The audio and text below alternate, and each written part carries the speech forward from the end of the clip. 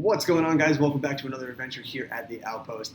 In today's adventure, we are going to be diving into the epic haul of movies that I have collected for the month of July. July was definitely a stacked month, but it was not as stacked as June, as I did not go as crazy buying movies. I tried to keep it to just sticking to the new releases and not so much going crazy with just finding titles that I missed in the back catalog to kind of save myself some money so that I didn't go absolutely crazy. And you know how it is. But without further ado, let's just hop right into the list. We are going to start with our Blu-rays, and then we'll drop into the 4Ks, and then we'll play with those big old bad boys, the Steelbooks. So first up, I picked up Serengeti on Blu-ray. I have yet to watch this. I just got this probably at the tail end of July, but I'm super excited to give it a shot because I love freaking animal documentaries. I've got all the best ones from Blue Planet, Planet Earth, all those ones, Life. So I'm very excited to get into this one. A little upset that it's not narrated by my boy Attenborough, but we'll see how John Boyega does with this bad boy. My first Criterion one that I picked up, I didn't pick up too many Criterion movies just because I wasn't that crazy about it, and I didn't want to go nuts with it because even though it was a sale, they still were kind of expensive at having to pay like $20 and up per movie depending on what it was. But I did pick up a few, this being one of them, Billy Wilder's Ace in the Hole. I have yet to get a chance to watch this yet. I am really looking forward to it though because Billy Wilder is one of my favorite screenwriters. Especially from the old style Hollywood. He's made some of my favorite movies from like the 50s, being like Sunset Boulevard and stuff like that. He is just an absolute phenomenon, and I can't wait to give this one a watch. We got a horror pick dropping in next at Annabelle Creation. I got this one at Mr. Cheapo's for like $4, I think it was, $5. This is the only of the Annabelle movies I actually have seen. I remember it being pretty scary.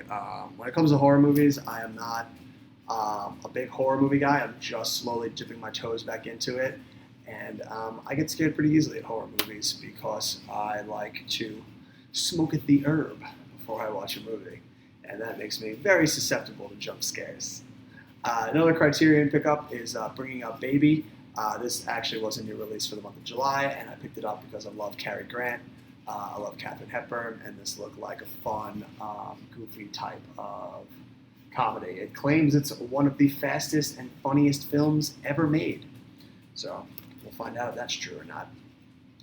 I picked up Escape Room so that I could see this before I watched Escape Room 2 in theaters. And lo and behold, I still haven't watched either of them, and we lost the second one at my theater already. So there goes that plan. Oh, hello, puppy. And goodbye, puppy. She's gone. Another pickup, The Last Castle. I think this came out in June, but I didn't pick it up until just recently when the price dropped enough for me to justify buying it.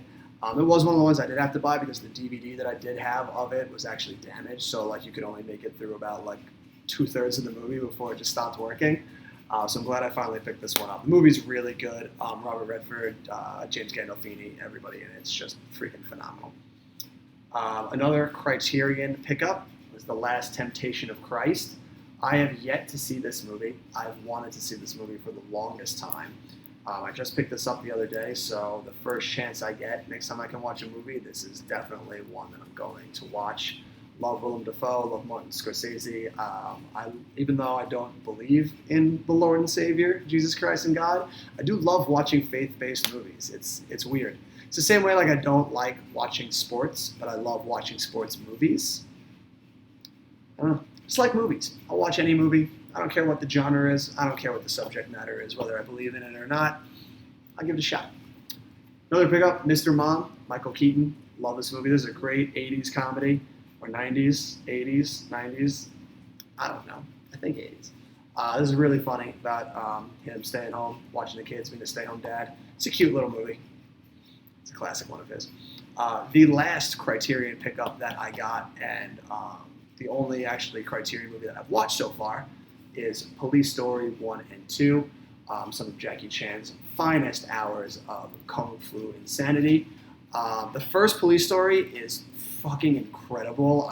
I loved every second of it. It was so insanely crazy. The action set pieces and even like the story wasn't bad too. Like he did like a really good job with the story as well. Kids, most of his movies I think are like the plot is silly, but I love the kung fu action in it. But this was the first Police Story was one of the ones where I was like, wow, I'm like actually invested in the plot as well. The same cannot be said for Police Story 2. That plot is absolute absurdity, but the action in the second one is insane. The fight scene in the playground is like one of the most insane fight scenes I've ever seen. Like he's just an absolute fucking legend. One of the earliest releases of 2021, I think direct to video too. I don't think this was ever actually in theaters. Shadow in the Cloud. Chloe Grace Moretz is the lead. I haven't watched this yet. Picked it up because it was cheap, and I'm trying to see as many movies of 2021 that have come out as possible. This is one of the few from 2021 that I haven't seen yet, and what's giving me pause on watching it is the fact that it's written by Max Landis, who is a fucking horrible screenwriter. But they still keep giving him shots. Nepotism at its finest, right? Moving on, we have a double punch of animated movies. First up was Spies in Disguise. This came out like a while ago, but I just recently picked it up now because it was really cheap at Target, and I haven't seen it yet. So I wanted to pick it up so I could finally give this one a shot. It looks like a lot of fun. Will Smith, Tom Holland, like I'm sure it'll be a good time. So I'm going to have to get to that one at some point. The second dosage of animation comes in the form of SpongeBob, the movie Sponge on the Run. This movie is god-awful. SpongeBob is a far cry from where he was when I was a kid when it first started. That movie goes to show that they should absolutely retire new SpongeBob at this point and just let him rest. Especially with the death of the creator. Like, just let it go. The Wraith. This is a really dope 80s sci-fi movie. I saw this a few years ago. Back, I think it was on Netflix at some point. I was able to catch it, and I loved it, but I could never find it anywhere in stores to buy or own or anything. And then, thankfully, they just released the digitally restored cut a few weeks ago. So I got it. Glad to have it in the collection. This is a really fun sci-fi movie. Charlie Sheen in it before Charlie Sheen was fucking nuts. Or, I mean, he probably was nuts at that point, too. We just didn't notice it then. Well, I know I didn't notice it because I wasn't alive in 1980, whatever. What year was it? 1986. Not yet. Almost. Not yet. And then last in the Blu-ray collection is Wrath of Man. This is a really solid Guy Ritchie movie. I enjoyed this one a lot when I saw it in theaters. Clint Eastwood, Josh Hartnett showing up in there. What? You little baby. This is a good action crime movie. It's a really good one to check out if you haven't seen it.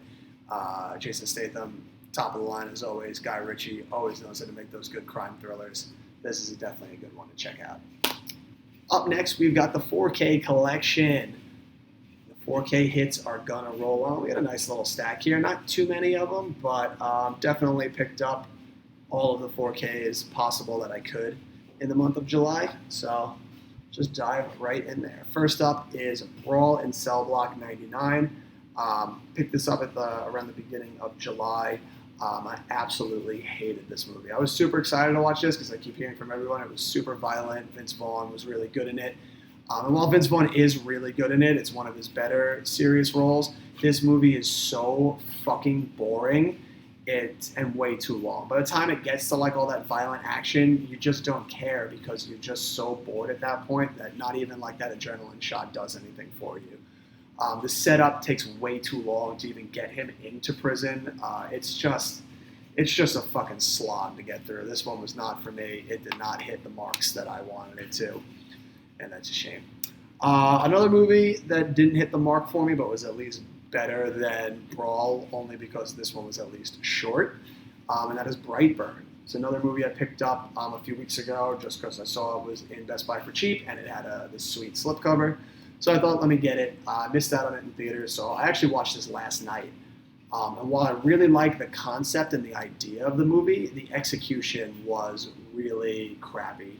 I think the dialogue in this movie was really stilted and just not well done. It's really like the characters are fucking stupid, and it's a shame because this movie could have been really good. I like the kid in it. The kid really like gave a good menacing performance, and like some shots in this movie are really good, which really made me mad because I wanted like this movie to be better because like the movie should have been up to par with some of those shots, like when he takes out the diner chick. Like it needs to be stuff like that because that was really good.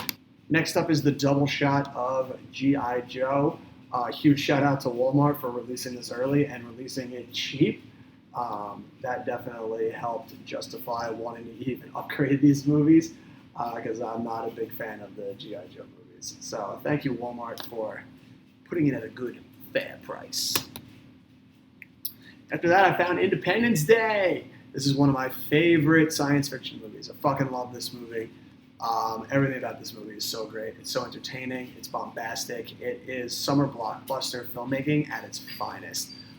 Will Smith, Jeff Goldblum, Bill Pullman, everybody in this movie just firing on all cylinders. There is not a thing I can complain about with this movie. I love this movie to death. I finally picked up Monster Hunter. I think this actually came out in like May or June, but the price never justified it for me because I saw it in theaters and I fucking hated it. So I wasn't going to get it until it dropped under a certain price for me to justify adding it to the collection, and it finally did. After that, we got Mortal Kombat. This is a fine movie. I pretty much feel the same way about this movie that I did about Godzilla vs. Kong. The action scenes are all really awesome. Everything else is absolute dog shit, which is why I only picked up the awesome slipcover and I didn't pick up the $35 Steelbook because that was just absurd. Another pickup that I got that I absolutely had to get once I saw it was the Mummy trilogy. The first Mummy movie is one of my favorite movies of all time. Look at how awesome that looks. I don't really like Returns that much. It's okay, it's not great, and Tomb of the Dragon Emperor is crap. But I had to get this simply just to own the first one and to have the whole collection anyway. But I'm really glad to have that because the first one is one of my favorite movies of all time. Another movie I found for a fair price at Best Buy that I had to pick up was Requiem for a Dream. I've actually never seen this movie. I've never really had a chance to own it or catch it anywhere, so I'm super excited to have this now so that I can finally watch this movie. This is one of the few movies that everyone says is a classic that I've yet to see, so definitely need to watch this pretty soon. A video game movie come to life, Scott Pilgrim vs. the World. This movie is so much fun. It cemented my love for Edgar Wright. He is probably one of the best writer-directors that we have working today. He is just such a phenomenally unique visual filmmaker, and this one of those ones just absolutely proves it. He just fires on all cylinders here. Everyone in the movie fires on all cylinders. There's so many great actors that would go on to do so much good stuff after this. Just everyone in this movie is just phenomenal. This is a phenomenal movie. If you haven't seen it, you absolutely need to. It's that damn good. Oof, two left on the 4K pile. The classic Space Jam. I haven't seen this movie in a long time. I remember liking it as a kid, but I'd probably only like it now because of nostalgia. But this movie is probably crap. But, it's a fun time with the Looney Tunes, I guess.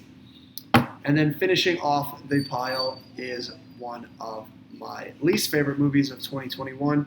But, you got to pick it up because my rules, if I've seen a movie in theaters, I got to own it. It's got to go to part of the collection. And I already have all the other movies, so I had to add this one to the collection. And that is Spiral. I agree, Ahsoka. This movie, dog shit. It's crap. It's not fun. It's not entertaining. It's just gory for the sake of gore. I hate all the traps in it. The fucking twist at the end is fucking stupid. The way the movie just abruptly ends is fucking stupid. Everything about it is just garbage. There's no redeeming qualities in that movie for me, honestly. And finally, we are up to our Steelbooks.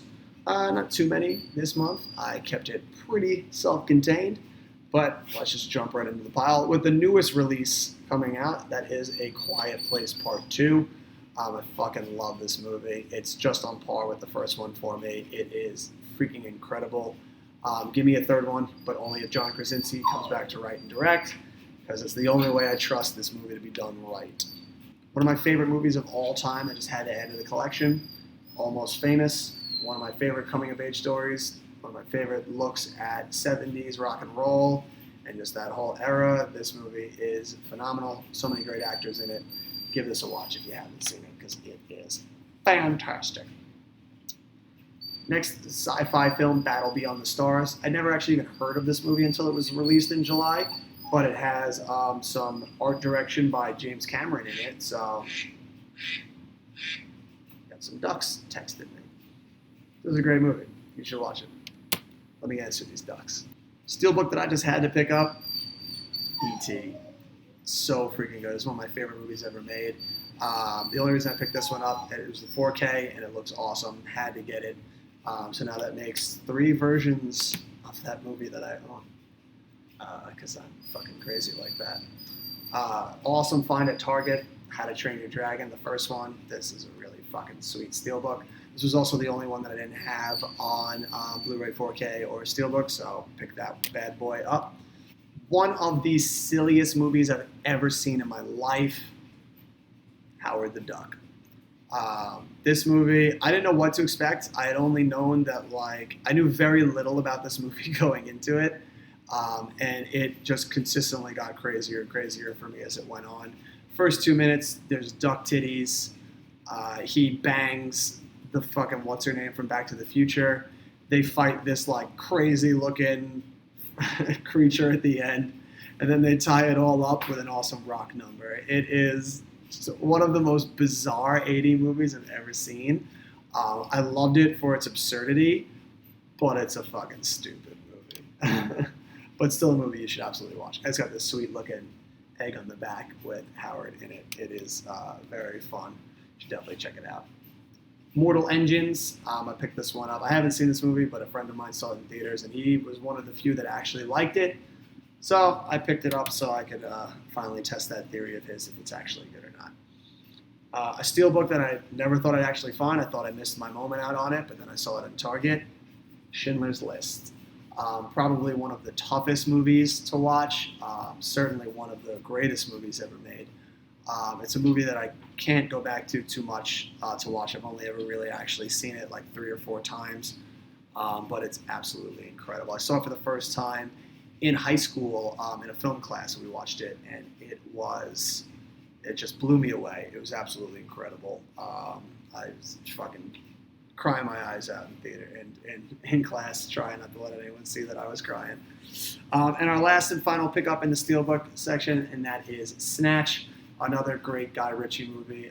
One of my favorite Brad Pitt performances, playing the boxer that you can't fucking understand for the life of you. This is a really fun movie. You should absolutely check it out if you're a Guy Ritchie fan, a Brad Pitt fan, or you just like watching crime movies. And that's my haul. A lot of good movies came out. Definitely wasn't as crazy as all the things I picked up in May or all the things I picked up in June.